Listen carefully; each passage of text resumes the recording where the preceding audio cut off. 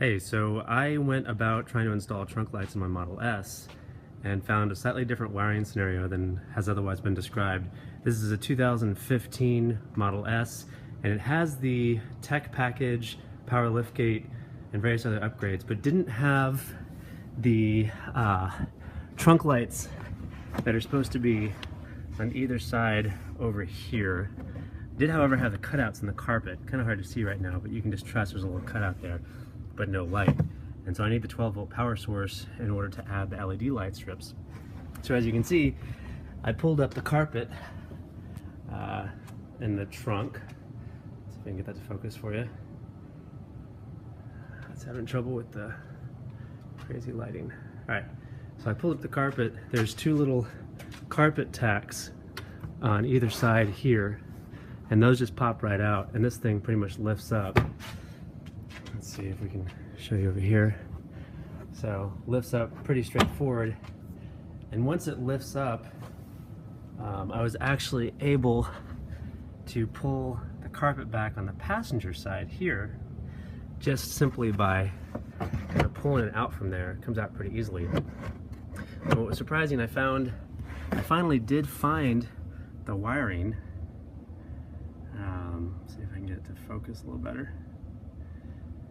But here's the situation. This particular wire harness, I don't know what it is or what it does. I've done a thorough diagnostic of my car to make sure everything still works. In fact, it was already kind of damaged when I found it. It was tucked in here and not connected to anything. And I noticed up on the wires a little bit, there was actually 4 wires, whereas there were only 2 going to that harness. And I looked, and this was just taped back against it like this, like so. And there's a little connector here that looks like the connector I've otherwise seen in the forums for the LED lights. And so I cut that tape and I used my DMM here to measure it, and it does appear to have about 12 volts of DC output when that light on the liftgate is also on. And so it looks like it's connected to the same circuit, and that is what I'm going to use to wire up some LED strips under here.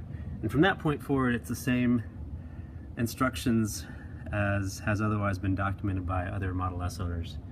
But for anyone that finds himself in a similar situation where you don't have those lights and you can't seem to find the connector, hopefully this is helpful.